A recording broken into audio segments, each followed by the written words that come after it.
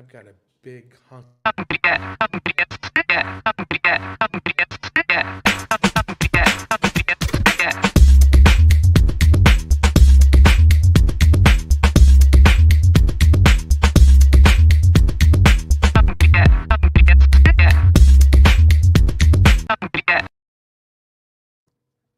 Good morning, guys. Hello, and welcome. Hello. I'm just catching the Hello. news. Did you guys hear about that actress that just got stabbed?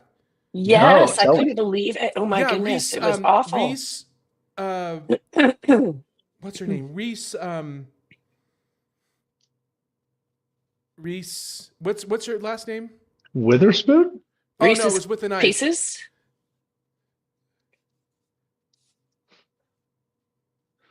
Reese. Okay, no, it was. You know, we moved this weekend into a new place, Yeah. and there's like just bugs everywhere.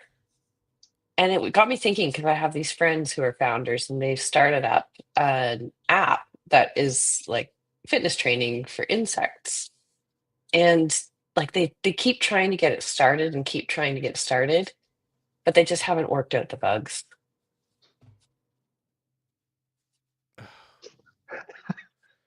That one should And- not be And funny. we just cut our viewership in half. Thank you very much. That's right. And there we go. From 2 to 1. Oh no. Welcome, Anthony. morning, Welcome, everybody. Stephanie. How are you this morning? It's great to see you both. Stephanie, you're playing hurt. Your voice sounds Oh. terrific this morning.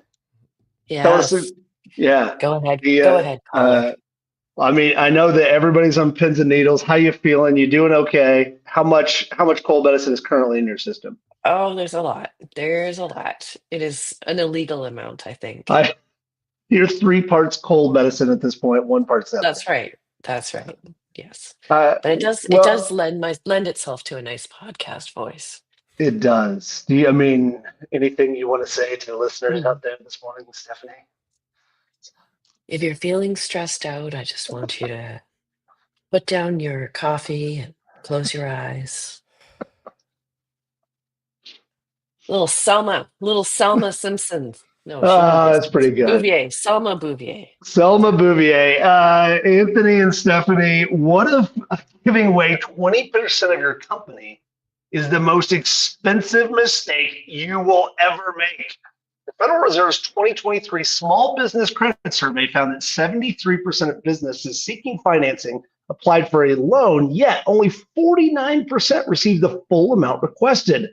Most never apply for SBA loans because they believe the process was too complicated. That's what I believe, Anthony. Daniel Weisberg and Carly Zakin, founders of The Skim, realized the misconception early. Instead of diluting with venture capital for their media expansion, they secured an SBA loan to finance studio equipment and content production infrastructure. The choice preserved their control and forced profitable discipline that built a sustainable media business rather than a subsidized one. Today on How to Founder, we're talking about debt and equity. There's this whole thing called debt. I had no idea. I didn't know about credit card debt. I did that very poorly along the way. But we're talking about debt and equity. We're supposed to have a guest. He decided he didn't want to come and show up with us, which I get because of the terrible dad jokes. What I heard was that the IRS was knocking down his door for not paying his taxes. So it's not true. He didn't want to be. It's not He true. didn't want to be indebted to us. That's all. For the record, I'm pretty excited this morning, you two. I got this new pen that can write underwater. It can also write several other words. Why are you laughing?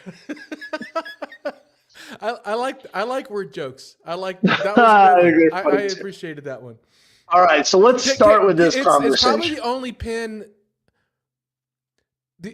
It's the only pen that can do what other pens can't. They can't spell incorrectly.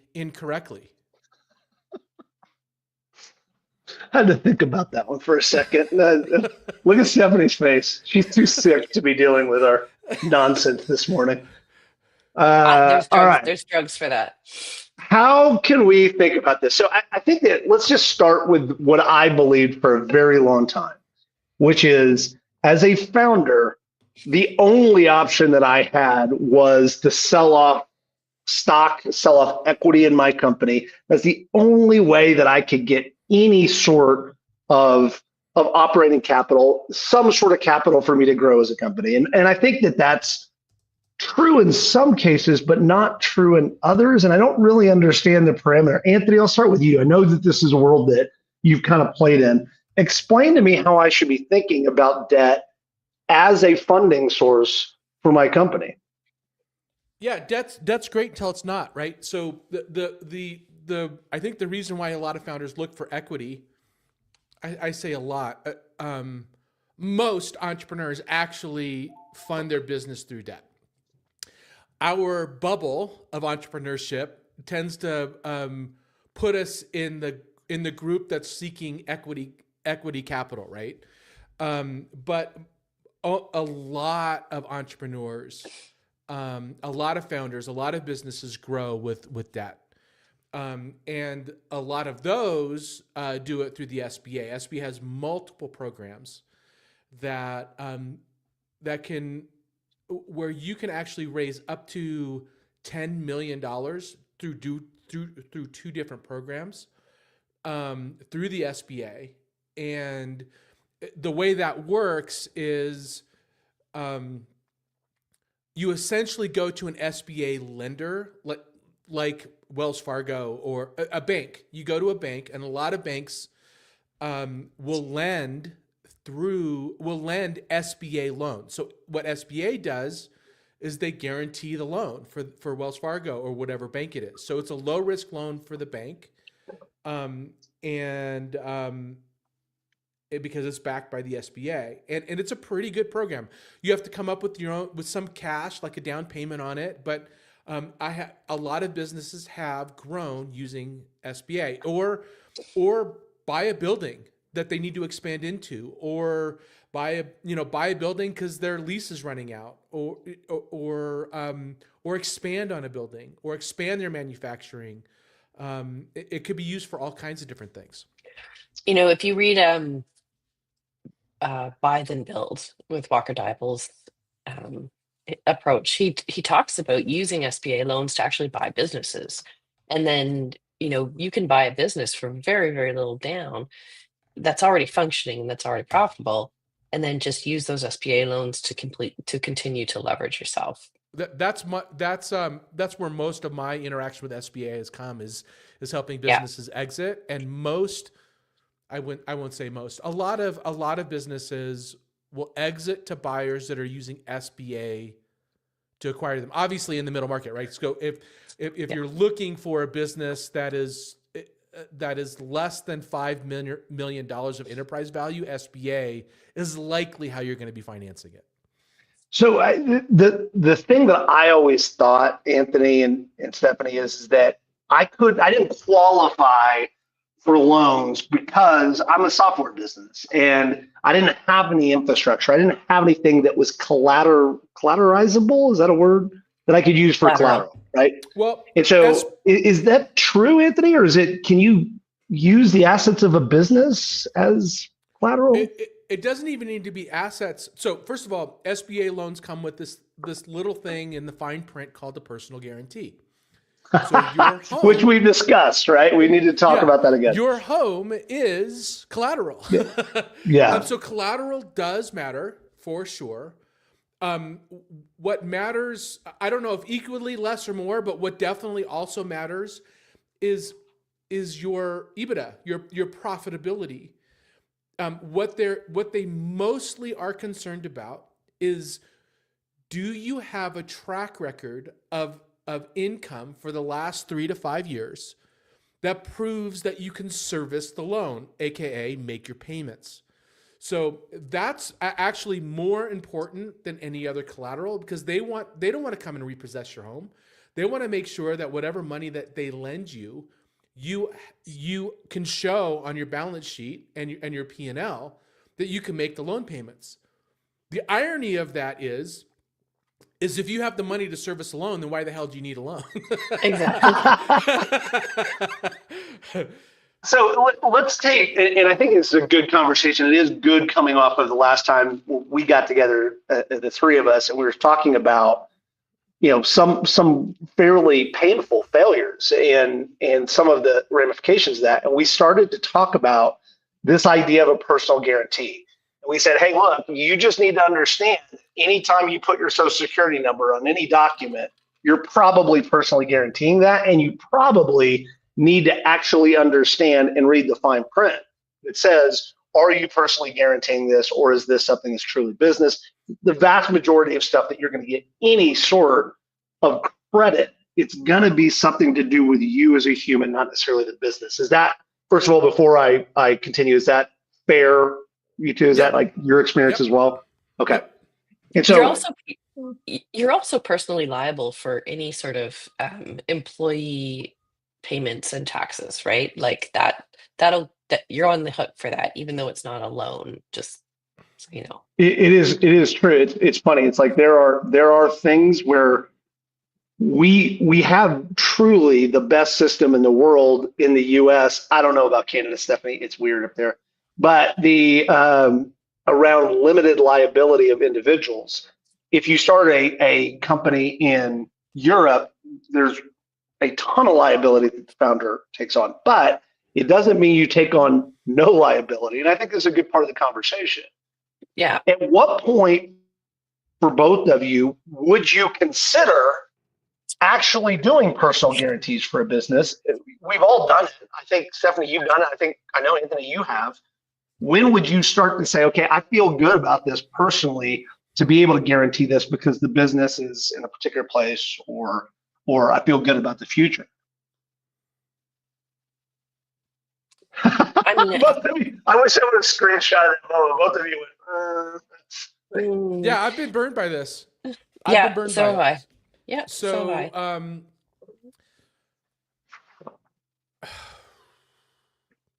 a lot of people in equity or venture capital or angel financing will say never use your own money, never use your personal guarantees. That is certainly the sanest avenue around that. A lot of people have lost a lot by personally guaranteeing loans.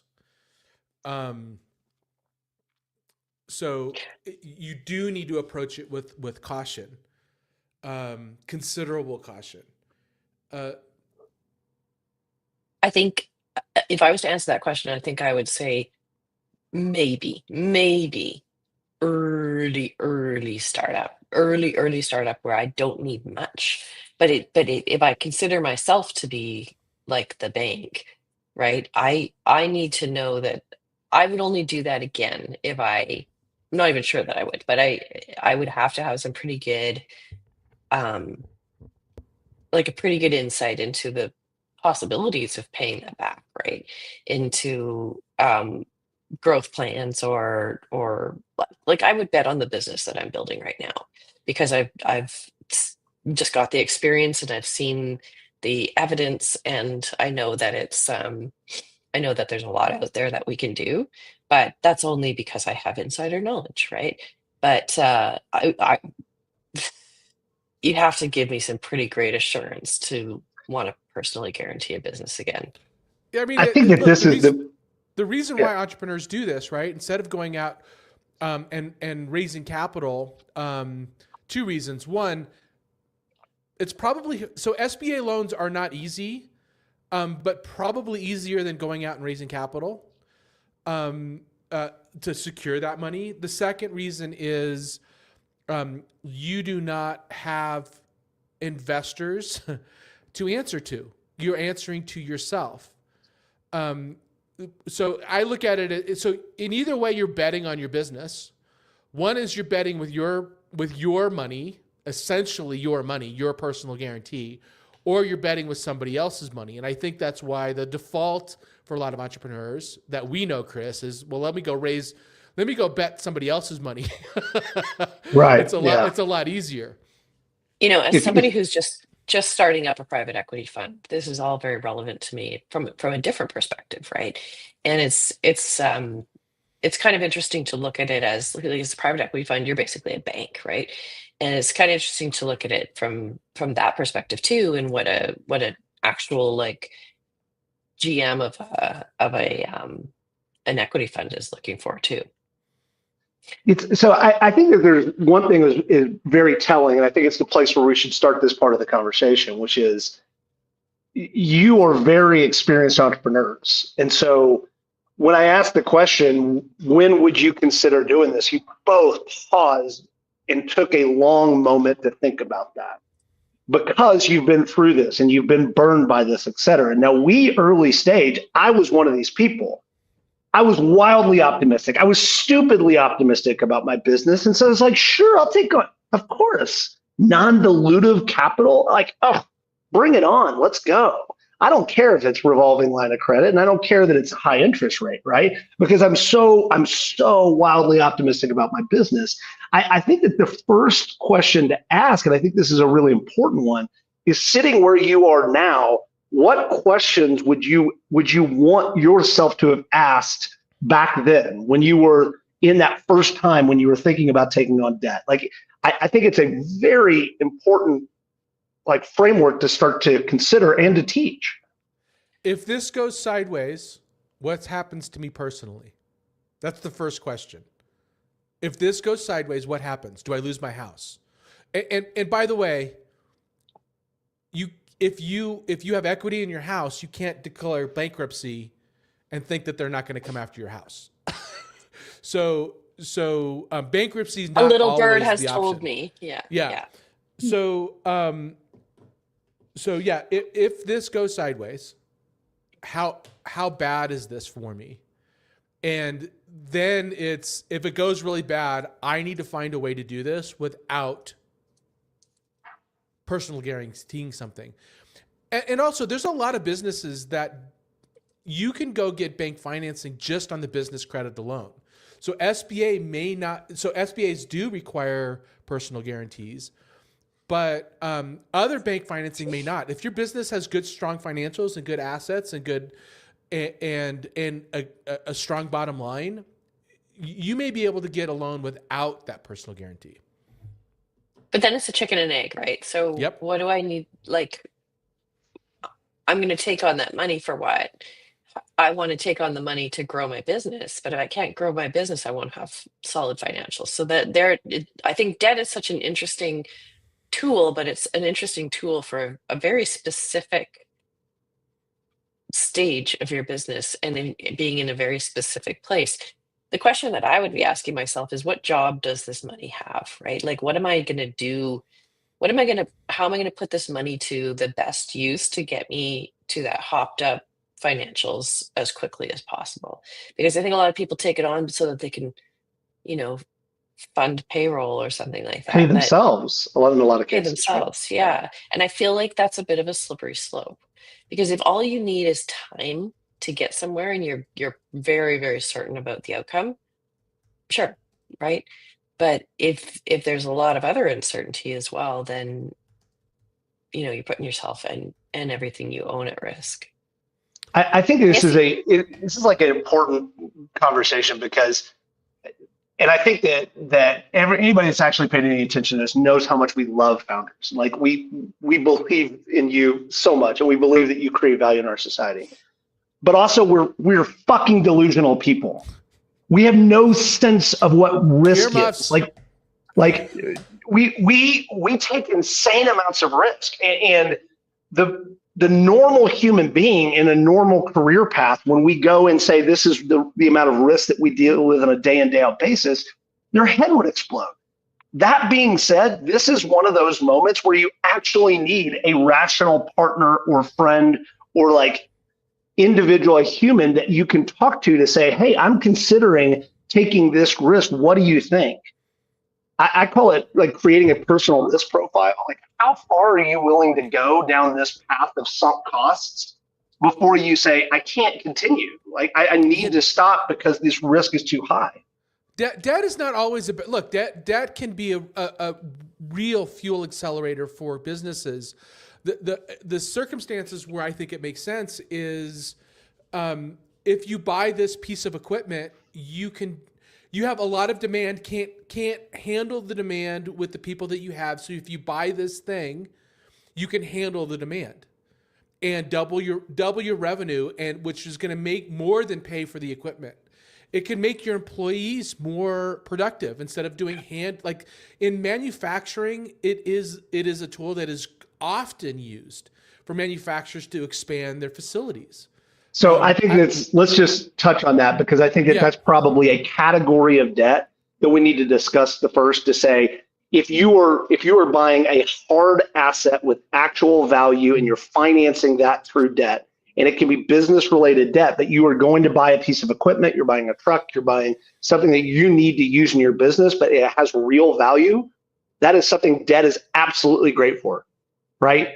Because if we're talking in a true finance, you can amortize that over time. It has real value, and if everything goes to crap, you could sell that asset and get some of that value back and pay off that loan. Right? Like that's like for example, gyms never buy their equipment; they finance it, and then pay the finances through their. So there's circumstances where debt is the only option for businesses to get started. Yeah, and I think so. That's a one thing, Stephanie. Like, have you ever? I mean, obviously, you and I, all three of us came out of this world of software and .com, where there wasn't a whole lot of hard assets that we used, which is the reason why equity became so popular for us. But have you ever gone that route to say, hey, I've got this piece of equipment where I want to finance that? Not personally, but I did work with a retail, like a clothing company, and there was certainly like the opportunity to leverage debt for manufacturing, for production, and for some of the stores, right?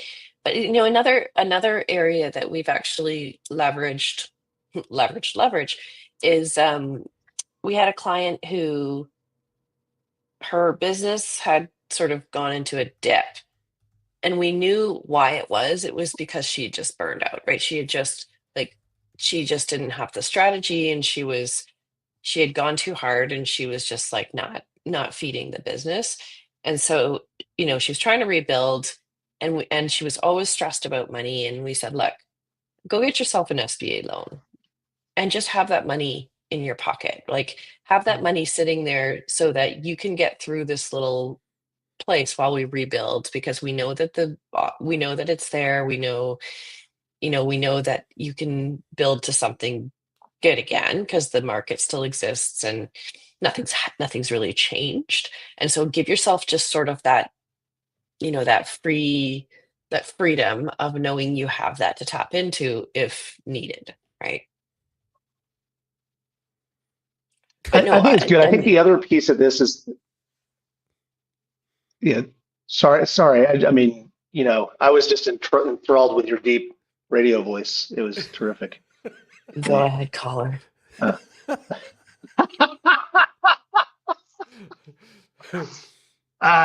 right. So I think we've gotten to a point where it's like, okay, when should we consider debt? When should we consider equity? We haven't really talked about equity, but I think there's so much stuff out there about equity. I think just, briefly, equity is you're just selling stock. It can be complicated, et cetera. Anthony, just very briefly, tell me what a SAFE is. Tell me about convertible debt. This is something in our world we deal with all the time. Just explain that to us, just so we kind of understand. We understand now the three mechanisms. Yeah. So a SAFE and convertible debt they're a little bit different. So a SAFE, I don't remember what the acronym stands for. So a SAFE is a way to raise money with the intent of raising more money. So it's basically saying, I'm going to raise money. I don't know really what my valuation is. We're not going to, what it should be, but we're going to give you preference on the next round that I raise. Convertible debt is kind of similar, where you're basically saying, I'm going to raise more money, and if I don't, then the injection that comes into the company converts to debt, and it's treated like debt. So there's interest, and there's interest that accrues over time without you don't have to pay that convertible debt on a monthly basis. So and and there's flavors that mix the two of them, and there's really creative structures. I mean, Kevin O'Leary, my former business partner, is famous for doing licensing deals where they invest money and they get a cut of every sale. So there's all kinds of really creative ways to finance your company. Another mechanism, there is something known as factoring. And what factoring is it allows you to finance your receivables. So if you're on net 30 or net 90 with your customers, you can finance your invoices so that those become net 3 or 4. So when you send an invoice out, the factoring company will send you a loan for that dollar. We'll send you a loan minus 3% of that invoice over. Yeah, I was going to say, just be careful of those terms, man. Those are tough. It's very expensive debt, but also a very interesting bridge. One thing I will say about factoring that is really important that entrepreneurs don't get is it's a one-time hit. It's a one-time benefit for you, right? So let me paint the scenario.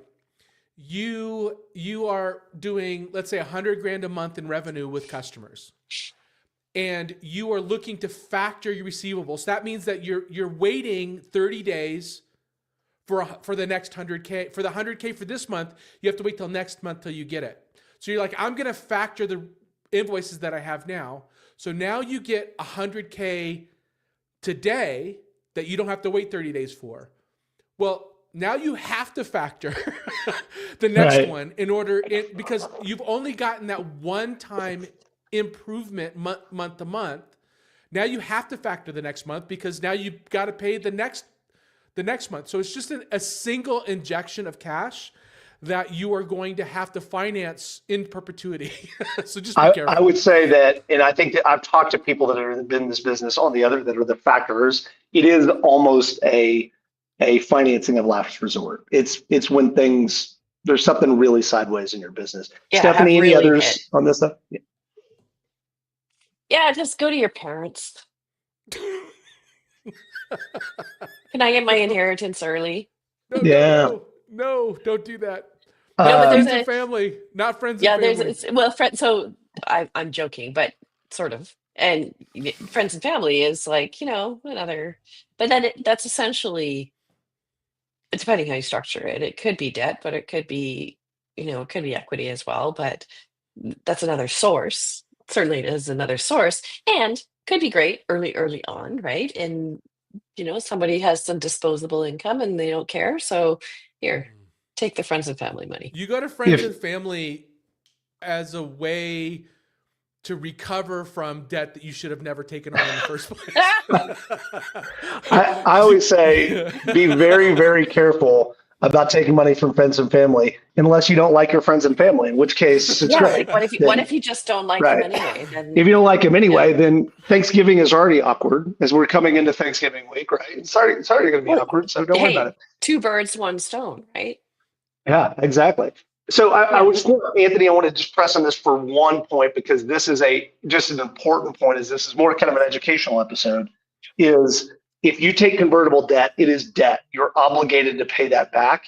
And the conversion, how you write that conversion, yes, it can convert to equity, but typically the way it's written is the investor gets to choose that. And sometimes the investor wants their money back. And when they want their money back and you don't have it because you've been planning on them converting, you're in the same boat. It's a bad moment at that. And so depending on how those convertible notes converts and when it converts and if it converts, what are the triggers? Those are really critical details to look at in convertible debt. Exactly. All right. So we've covered some ground here as far as like overall stuff. Any other kind of last pieces of advice for us as we're thinking about this idea of equity and debt? So I would say, it all sounds like, well, forget it. I'm not taking any money from anybody. And I'm just going to, it all puts me in a shitty position. So I'm all going to. No, do that. Yes, do that. Right. So here's what I would say is that we did that. and it caused us to be unable to grow. So there is, and I'm actually looking at this business right now and kind of going, what do I do? Like, do I sell it? Do I, um, do I go and get money? Because that's where we hit that. It was almost like a really interesting sort of case study where we did hit that point where unless we got some money, we could not get over that inflection point. And so I would say, don't be scared to take money, but be prudent, right? Understand what you're taking on, because it can be a really, really useful and helpful growth strategy You or a know, way you know what the to put you best source through of money is? The best Customers? income. source of money? Customers. Yeah. Yeah, And right. and on many occasions, you can get customers to lend you money, not by calling it a loan, but by getting the prepay for a year with a little Right. discount. Which we It did, is but the there was best source of capital. Yeah, you're right, right. Stephanie, but there's a limit to that, right? I totally agree. Yeah. Yeah. And but it's actually sort of like interesting to sort of study from almost like a textbooky type thing, because we followed exactly that path of hitting that inflection point. Like it was Mhm. there. It was right there. Right. Oh. Mm. As I'll just add in this moment, which is like, I think that there is, of course, there's a role for debt. Of course, there's a role for raising equity. Anthony, you and I, we constantly preach about um, making sure that you try to go as far as you possibly can before you even make any decision about bringing money on. And I think that that's right, but there are moments where you're going to need growth capital. And I think that those are very real moments for in real businesses. Again, I think that the message that coming out of this episode is just it's a big decision. It's an important one, and you need to be very cautious and understand the ramifications. One other business school fact, and this is just something where you kind of learn in the first business law class that you take in business school, which is debt is superior to equity, meaning that if you have somebody that has a loan, they actually have preference when your business fails, meaning that equity, you have business partners and they do have rights if the company liquidates, meaning completely fails and you have assets in the business, they have rights, they get to distribute it.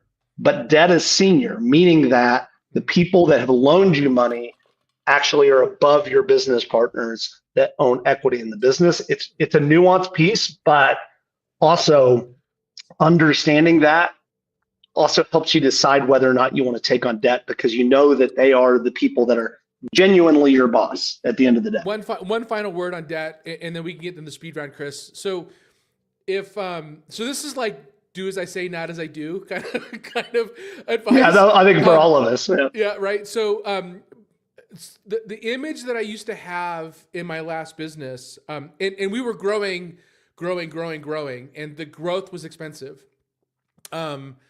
And if let me put it this way, if your business feels like that scene from Pirates of the Caribbean, if you can imagine that scene where Johnny Depp is sitting on a mast and it's this tight shot of Johnny Depp, and he looks proud as this ship is coming into port, and then it starts to pan out and you notice that his ship is sinking. And just as he gets to the dock, he steps off onto the dock and he's fine. If that's how your business feels, don't take on debt. Like that's not the time. Right. That's not the dock that debt gives you is very temporary and it's going to sink as well. And I think that, we talked about shutting down your business. If anybody wants to go back and look at that episode, I think it was probably one of the better episodes we've ever done. There are options, right? Don't just keep throwing, good money after bad is the way we say it. All right, let's get into the speed round.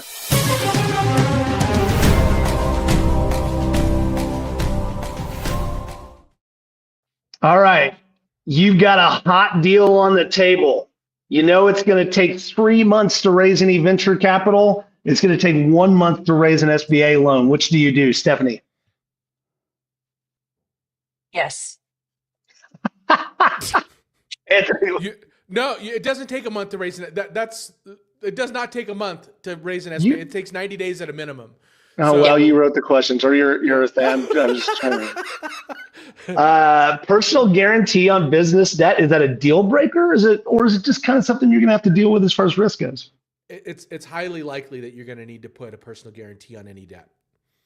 Stephanie, Highly So likely. for me, it would be a deal breaker. Yes. your competitor just raised $5 million round, and your banker says, "Hey, you qualify for 500K in debt." Who wins in 5 years, the 5 million or the 500? The 5 million. Yeah. I like how you guys are just so disappointed when you As say it long like that. as much as I don't want to give my competitor props. Yeah. Yeah, good job. You were able to raise some money. What percentage of founders do you think actually understand the terms when they deal actually with loans? 0.006%. All I would right, say Anthony. in the high 90s, and they don't care. We are delusional people, Anthony. I will agree with that fact. All right, what did you both learn from today's episode? Anthony, I'll start with you. I what did I learn? I felt like I did a lot of the talking, so I just kind of reinforced this notion that be very careful with that. Just it is not the thing that gets you out of trouble. It's the thing that helps you accelerate. If I'll put the golf analogy to it. I'm a really bad golfer, and I always believe that this impossible shot I'm trying to make is going to work. But I forget that my bad golfing got me into that position in the first place. So when you're taking on debt, that's not the time to be optimistic. It's the time to be pessimistic. Golf is an opportunity to drink. That's all. that is I quit every correct. time I play. Yeah, that is correct. Stephanie, what did you learn for today? So just a reminder that SBA loans, they come with a personal guarantees, even though I think that's the thing people forget is it sounds like the government's putting out money for us, but I'm still good. There's still collateral there. EBITDA is the most important thing you can focus on if you're going to look for money, either debt or equity. The reason that most entrepreneurs opt for debt financing versus equity financing is to maintain control and not dilute ownership. So use those as some of your guiding decision makers. Have a set of questions to ask yourself before you decide to personally guarantee a loan. And we went through some of those, but be really clear about what you're taking on and why you're taking it on. And give your debt money a job. I would say give your equity money a job as well. Like, don't just take the money because you want to fund operations. Take the money and have a very intentional use for it. And debt is really great for the purchase of real assets, which can be really well leveraged and leveraged easily. There's lots of creative ways to finance a business, safe convertible debt. We talked about factoring, but be very careful around that. And then taking on money can be a really valuable tool for growth, but make sure you understand what you're taking on and have a plan for it and how you're going to use it. I wanted to also add two things, even though I'm hosting today, just two concepts if I could add. Number one is, Stephanie, you said at the end, have a plan of what that money's going to do. Have a plan on how you're going to pay it back, and have a very, make sure you're looking at your finances and you're doing kind of that good, better, worst case scenario, and you still have a pathway to be able to repay the loan. Debt is incredibly dangerous because it sinks companies. When you can't service your debt, banks will come and take your business, and it's very true. The other piece of this, and this is just the personal side of this, as we came off of our previous episode talking about shutting businesses down, is you are not your business. You are not your business. You're an entrepreneur. You're a founder. You're going to go start several businesses in your life, and if this business can't succeed without you throwing a bunch of personal guaranteed debt, it shouldn't succeed. You should kill it and you should go do something else. I know that's harsh, but as we believe in founders, not necessarily like a company is just the vehicle for an individual founder. You Anything keep else to add? saying Is like, that, and I don't know what you're talking about. There's no synapses in my brain that connect those two things together. I know you have I no have identity no clue what outside you're of talking whatever about. company. Right. Exactly. Which is now that I mean, how many companies do you currently have, Anthony? Like 5? Current companies that are making money. No, I did not say that. Oh yeah, so I've got dozens of things that I'm dabbling in. I'm still waiting for that one whale to come through. It hasn't happened yet. Yeah, any day now. All That'll be right. my next one. Let's get out of here. I mean, anybody want to actually do the outro, or do we? I'll do it. Everybody, thank you so much for tuning in. Please be sure to visit us at howtofounder.com, where you can connect with the three of us on LinkedIn, and subscribe to our How to Founder YouTube, Apple Podcasts, and Spotify channels. Please leave us a great review. That would be awesome. For us, you are the pioneers of economic prosperity, and I can't tell you how grateful we are to be there along the way with you. Thank you, guys. Bye.